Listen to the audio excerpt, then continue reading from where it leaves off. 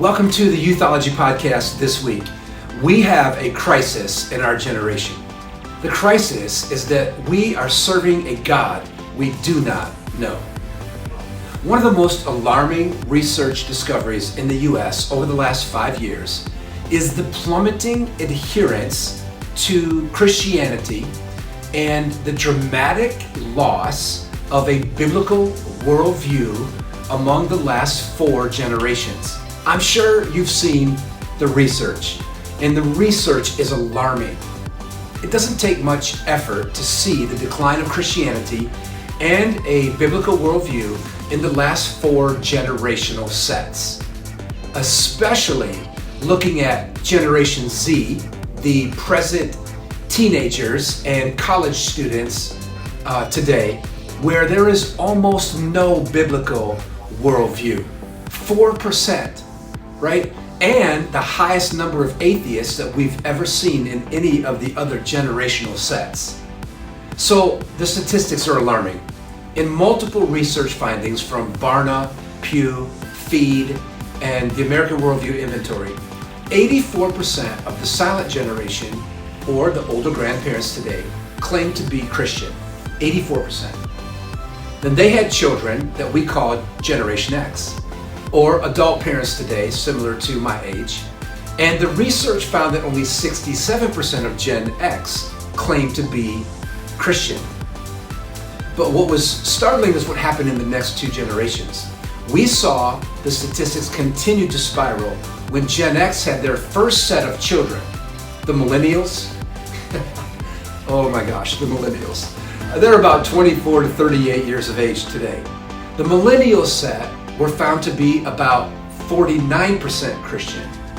Okay, so 84 to 49%. And finally, research shows that the present generation of teenagers and college students today that we call Gen Z, the youngest set of kids from Generation X and the younger brothers and sisters of the millennials, now consists of about 34% of teenagers and young adults that would call themselves Christian.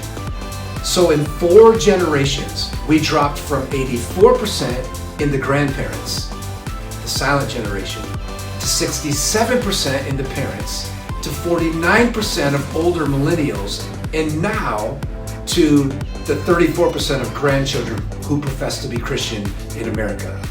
The faith handoff from one generation to the next has failed miserably. For example, the youngest children of Gen X, Gen Z teenagers today, spiraling into that 4% biblical worldview. Okay, this capped off a 4 generational slide from 65% in the grandparents, the silent generation, biblical worldview, 65% down to 4%. Almost nothing. Look at the following revealing statistics from this latest research. 27% of Gen Z, 27% of Gen Z, of the population in America today is Gen Z. 35% of Gen Z considers themselves atheist, agnostic, or no religion affiliation, the nuns. 13% of Gen Z are atheists. 50% of Christian teens in the U.S. believe Jesus was raised from the dead. Only 50%. 32% of Christian teens in the U.S. believe Jesus is active in the world today.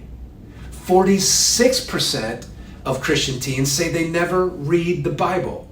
45% of Christian teens believe that all religions have equally valid truths. Almost half of Christian teenagers today, all religions have equally valid truth. Only 35% of teenagers attend church on a weekly basis. 16% of Gen Z has a goal of being spiritually mature, right? I mean, think about those statistics. When it comes to the faith of the next generation, youth ministry in America needs a new missiology, a new plan. We need a new plan concerning the faith and the theology of next gen ministry.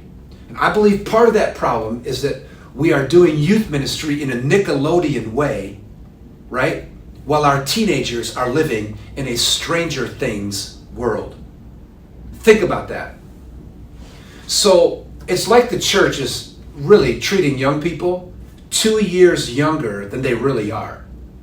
And the school system, middle school, high school, are treating teenagers 2 to 3 years older than they really are. I mean, we do programming like Gaga Ball and Nine Square and pizza parties and relational small groups with chat time and sermonettes on the Avengers, right? I mean, listen, while the public school system is treating middle schoolers and high schoolers like young adults, demanding their understanding of material and content, discipline in the classroom, teamwork, right? Being on time with assignments, I believe young people can handle the deeper things of God. And so I want to give you 4 simple ways to increase the faith of this next generation. 4 simple ways that we do not underestimate the ability and the willingness, think about that, the ability and the willingness of teenagers and their spiritual formation. 4 simple ways that will help us understand this little illustration. Let me give you this illustration.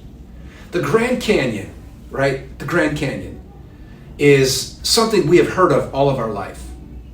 If you've seen the pictures or watched the movie or you've heard anything about the Grand Canyon, it's bigger than life. It's one of the 7 wonders of the world. The Grand Canyon, all of our lives, we've heard about the Grand Canyon. We get this picture in our mind and have this illusory understanding of one of the 7 wonders of the world. Maybe we've had this emotional connection because we've seen pictures. Maybe we've seen the movie that was filmed there, and the Grand Canyon is bigger than life. But hear me, in reality, if you've never stood on the rim of the Grand Canyon, then you've never seen the Grand Canyon. You've never seen as far as the eye will be able to see this vast cavern. All of our lives, we've seen the social media posts and the vacation photos and their advertising pictures of one of the 7 wonders of the world. But even though we've watched a movie, seen the news reports, maybe saw pictures in National Geographic or other television shows or magazines or whatever, if you've not stood on the rim, on the edge of one of the great 7 wonders of the world, you've never seen that spectacular, iconic place in person.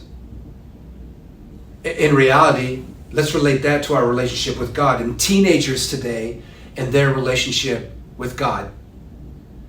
If we are going to help teenagers understand who God is, then we have to take them to the edge. Relate that simple analogy to this present generation in America and their understanding of God. Their lack of understanding God. A generation who has mostly never seen the photos, watched the movies, or even heard the stories. Older adults in America have heard the stories, but this generation doesn't need to be reintroduced to Jesus. They need to be introduced to Jesus because they've never heard. They've never heard about him. Maybe even the generation who have mostly never been to church or youth group. And in reality, a generation who has never stood face to face with God and seen him. See, we have a crisis in this generation that we've never walked Gen Z up to the rim of the Grand Canyon so they can see it for themselves. If we are to reverse this spiraling 4% biblical worldview that is present in Gen Z, then this has to happen. These 4 things need to take place in youth ministries across America. Let me just give you them real quick, and I think that if we could put these into practice, you would see that we could safeguard theology for the future of the next generation, Alpha Gen. Number 1, we need a renewed commitment to discipleship and faith formation. Discipleship and faith formation. Number 2, a renewed commitment to the works and the demonstration of God and his acts Number 3, we need to challenge teenagers in the church with greater content than we have given them in the past. And number 4, we need a renewed commitment to defining the character and the nature of God in youth ministry.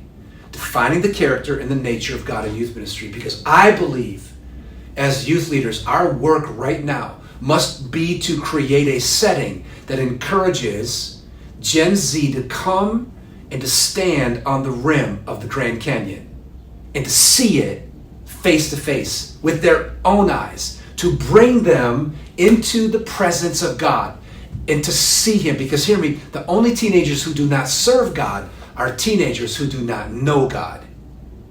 I want to bring teenagers to the rim of the Grand Canyon and let them see for themselves, to introduce them to Jesus, the image of the invisible God, right? To introduce them to Him so they can make a decision and make this their faith, not their mommy and daddy's faith, not their grandma and their grandfather's faith, not their youth pastor's faith, but their faith. We simply must introduce Him to this generation so they can get a picture of God and decide for themselves. Thank you for joining us again. Hey, put these 4 things into practice.